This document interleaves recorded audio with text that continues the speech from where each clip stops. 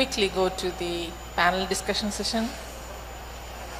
This opportunity to talk about architecture, and it's called Architecture Where to Go. I've tried looking that up, and it says, what does it say? It says,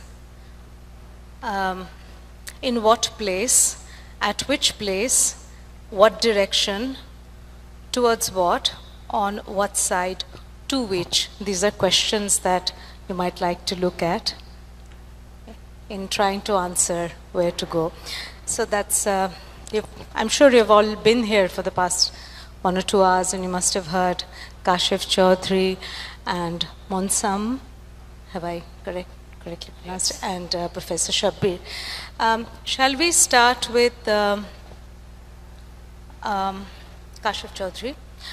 Interestingly, a lot of your work is outside Dhaka, as opposed to the usual practice of city architects. A lot of your work is in places where semi-rural locations outside Dhaka, and you have talked about how climate change and certain kinds of adaptations, they affect your work. Would you like to tell us, I'm very interested to know, when working in a place where your architecture, I mean, there is the whole possibility of it being alien in a place, sitting in a certain landscape, sitting in a certain setting, how do you decide on the kind of experience you want to deliver? How do you make your architecture relatable to the people who are going to use it? Do you want to talk about it? Briefly, though, we only have 15-20 minutes to. Yes. So I think for this, I owe quite a lot, not to my experience as an architect, but before I was an architect, I was a photographer, a professional photographer. And I think photographers are more connected to the people, especially photographers who are working in the documentary genre, so to speak. Documentary or reportage or street photography, because they are constantly in the field. We as architects, this is my realization, that we are many times in our studios and we are broadcasting our ideas from the studio to the field, so to speak. Sometimes, not always, but many times. And my experience as a photographer, sort of sleeping in the chores or sleeping on the boats, and I think all of these experiences, I think it mattered.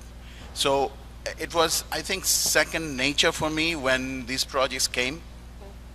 I immediately accepted them, more so than, let's say, a developer-sponsored run-of-the-mill, let's say, apartment building or something, because I could connect to the project, I could connect to the beneficiaries of those projects, I could connect to the cause, to the why and the how, and all of that, as I said, is because of the other experiences. And I think, especially for younger architects, I would say it's very important to be out there when you're younger, because I'm sure as you get more busy, it's difficult to expose yourself to the elements, to the people, to the experiences of the lived experiences in faraway places. And so even now, I think when I travel, I try not to be an architect, not to see That's architecture always. Try not to be an architect. Yes, I think it's important just to be a normal person, to be in a kind of piazza watching really, nothing, but really the space and people, how people interact with those spaces. And I think that really helped me to sort of get into those projects. This reminds me of something you said in an interview a long time ago. You said that as an architect, when we design, we are yet to know the stories. The stories will unfold with the user. They said that a long time ago, if you recall, right? Yes. Right. Yes, I think the building really starts living the moment we finish our work, when people move in. That's when this real story begins. And that's when it's, how people use it, how people interact with the spaces. many times as architects, I think we talk about mass, we talk about form. That's something, especially in my studios, in my teaching, I try to avoid. I say, do not use the word mass, because we are, as architects, we're interested in the space. We are makers of space, and then we are makers of the skin and the form and the mass. So if you look at it that way, then the space and the interaction with the space, the activity that happens in the space and the changes that happens with the climate, with the weather, with the light, with the air, I think all those come into play in a much stronger way. Thank you so much. Would you like to respond to that about mass? And you've shown some very interesting work. I'm guilty of it all. No, but I want to say something. I'm very humbled by seeing the presentations by, the panel before me. Excellent work. But I think what I can see, not just, I think the architect has the role of the problem solver. I love your solutions, and I think that solution of creating this earth mound with the wall in the middle, I could bring tears in my eyes. I think that solution was really nice, and it creating this community too. I thought it ticks all the boxes for me. I think this is very humbling for me to see such wonderful solutions. And I think the architect's role really is trying to find solution with the least means, I think. I think this is really quite beautiful. And one thing I must say, I really enjoy Bangladesh, and I love Dhaka. Not because I've been able to come here to do a project, but to see all these interesting people and projects that, Dhaka and Bangladesh is not a well-endowed economy and country, but I think the people makes it so special. Seeing all the solutions and you all wanted to tackle and solve the problems is really, for me, very impactful. And I think it has one of the best examples and the best architecture I've ever seen. And I think it's very interesting. Thank you so much. Our panelist here, Professor Shabbir, would you like to add to that, and being an educator, a teacher? Not necessarily to that, but first of all, I would like to thank both of them for this fantastic presentation, and we can see quite a horizon starting from Kashef's work. He started with this, the context, with beautiful photography, but really captured the challenges of this site, and water, and the heat and everything. And in your case, more urban projects, working within the city. Even in Bangladesh, he's working most of the work away from the city, having a very restricted palette, as opposed to your work. You have a wide range of palettes and colors and forms. Even in one project, I see a diversity. So my question is, he's more artistic one, responding to climate change and other issues. His presentation, I find it more artistically driven, as opposed to your one, which is more, of course there is art in it, but you're more scientifically approaching in terms of you're saying temperature control and things like that, and wind flowing through your built forms. So I think very interesting. I see this range. Now, architects are, generally speaking, very fearful of numbers and equations. But the climate reality is such that it's tangible, it's measurable, and it's evolving, that you can actually predict and measure and respond to it. So I would like to ask both of you, because there are students and architects here, how do you think the design can be made more accountable in terms of responding to the issues of climate change and the science in it? I would like to ask both of you the same question.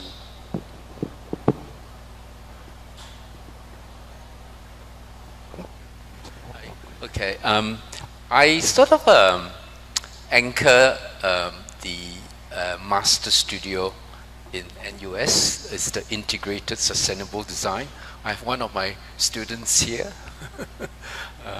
And I think through that university master studio, we have been looking at the idea of systems approach, system thinking, and to really address some of this existential crisis that we are having. So that's where I'm quite familiar with the topic of embodied carbon and carbon in operational carbon, and that's where I was telling you when it comes to 2050, things will get a lot better, but the next 25 years it is absolutely bad for architects, and that we will be blamed for everything, you know, for carbon emission and everything.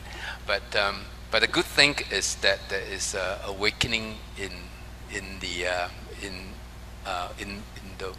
world now, and that we all realize that climate change is here, and that everyone is now looking at it and addressing it. So people in the technology and the science side, the technologies are actually in place, really. Low carbon concrete, low carbon steel, you know, and the wonderful thing about where we are now, solar energy is cheaper than coal energy.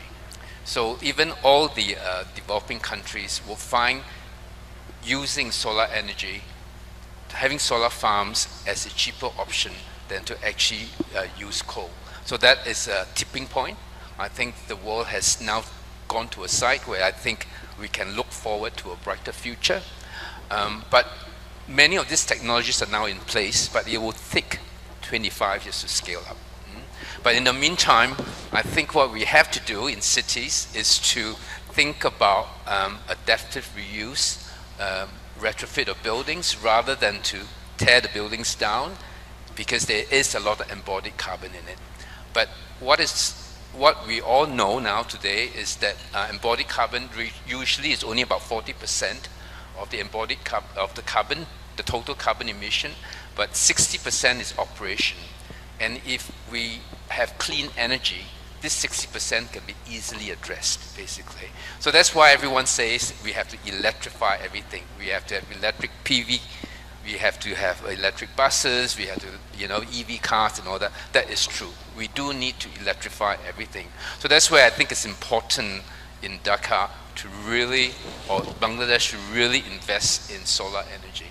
And that solves a lot of problems, and that we will be able to cap the carbon emissions. And this is something that I do know. And this is how something I think we can sort of address architecture as well at the same time.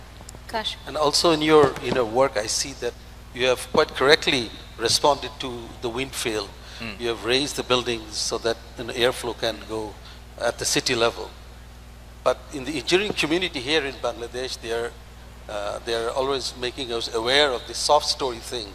But if you don't have walls, it's all elevated on columns, on stilts, then you have a differential building. You get a soft story. And soft stories are disasters when it comes to earthquakes and shakes. But in Singapore, I tend to see that you have significantly developed buildings with soft stories. Maybe the tectonic situation in Singapore is not that detrimental for soft stories.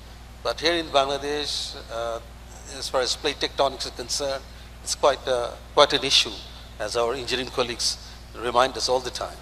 But you have done a similar work in Prague. So how you have dealt with this earthquake issue with soft story architecture? I have to bring the engineer here. We had a very good engineer. He's a Chinese engineer here, and we were very concerned about the earthquake. But at the same time, I told him, you know, the architectural strategies are non-negotiable. Give me a good earthquake solution, and he did actually. And I think if you push engineers, they would come up with solutions. It's a very rigid building at the end of the day. We did test it with all the software possible. It was a very, very rigid building at the end of the day. I'd like to go on a different track to answer this question. I think when we talk about information, I'm not talking about data, building data, or let's say the climate response. But when we talk about information, we have information available at the tip of our fingers, thanks to the digital ecosystem. But we need to filter. Sometimes we make a mistake thinking that information is power, but I really think knowledge is power. So that from the information, how we assimilate that information and convert it to usable data, usable information, that's knowledge. And then from there, we have to go to wisdom, because that's what we had.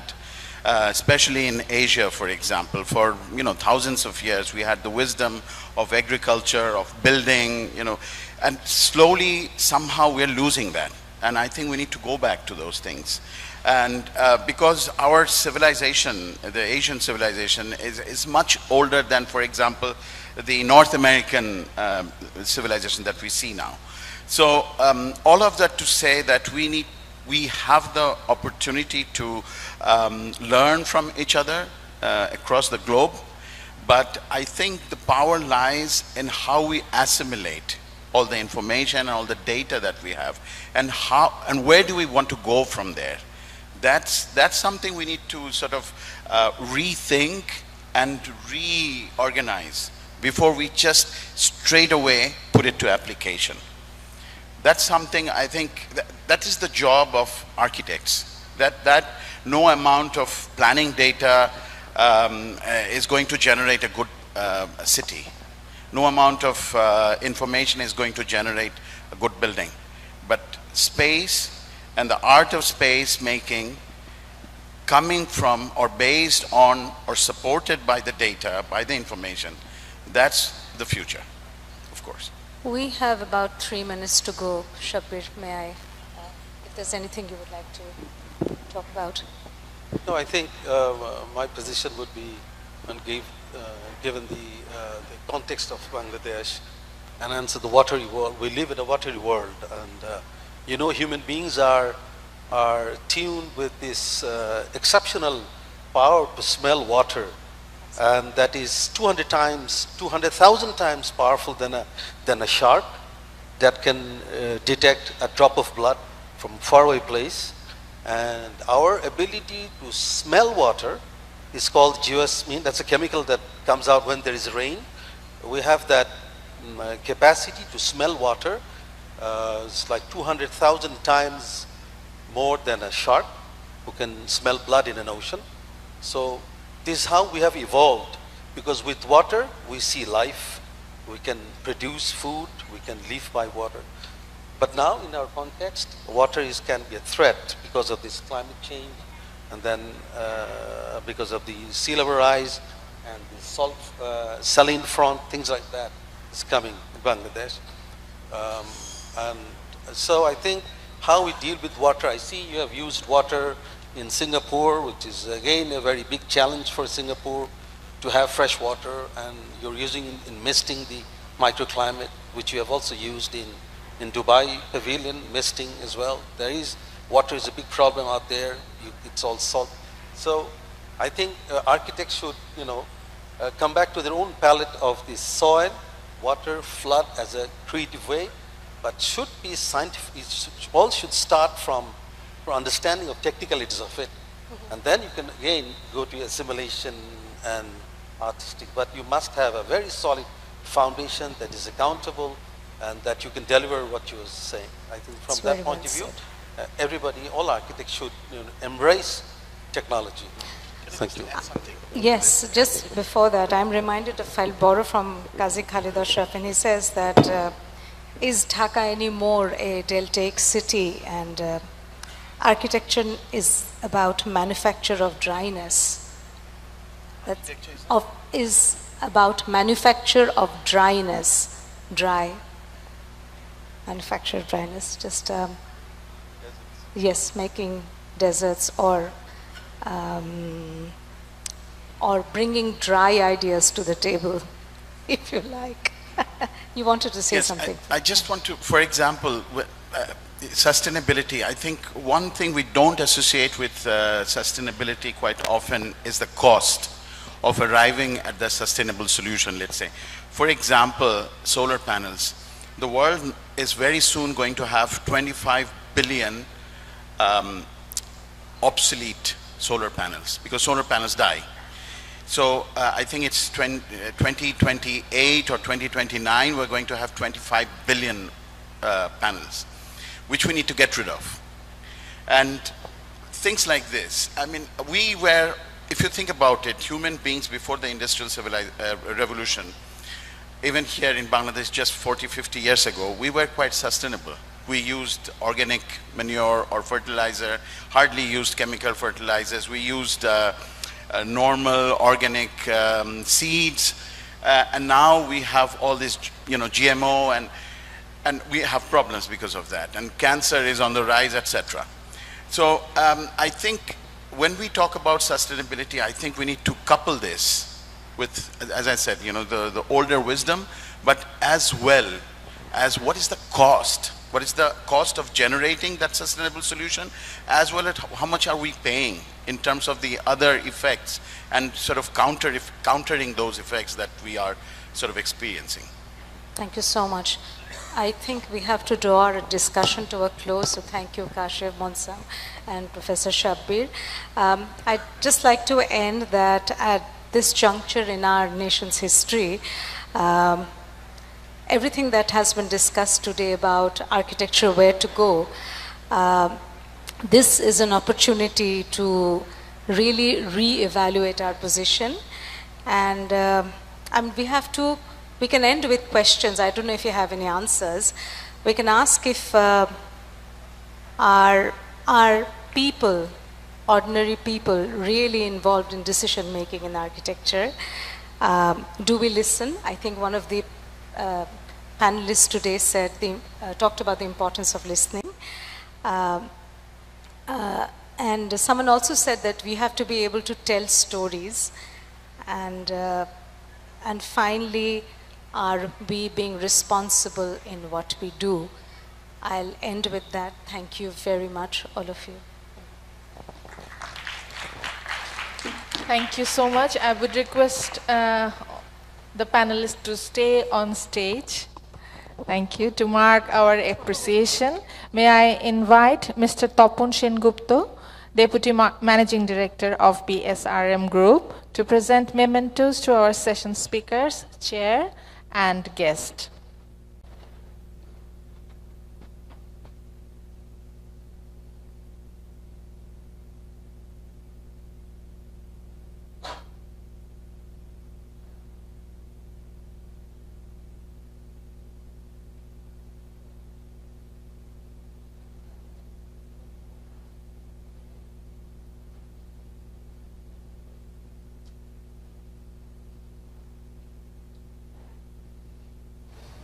Can we have the mementos?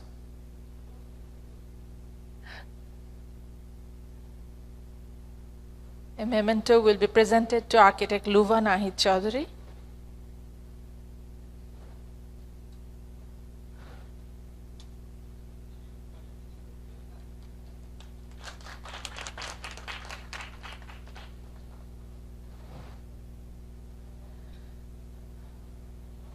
A memento for architect Khandaker Shabbir Ahmed.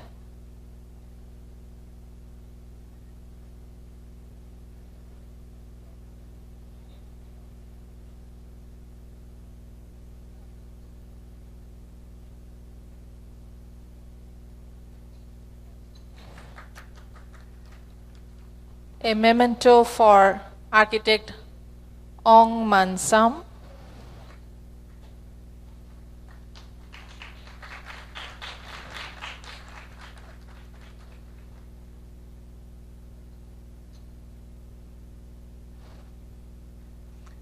And then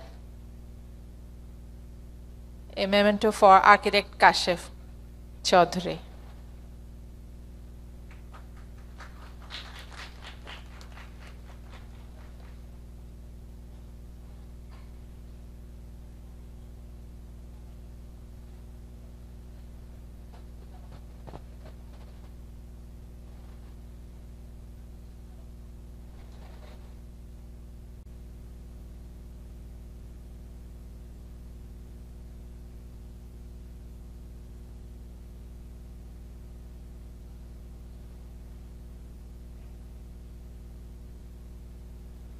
Beautiful. Thank you.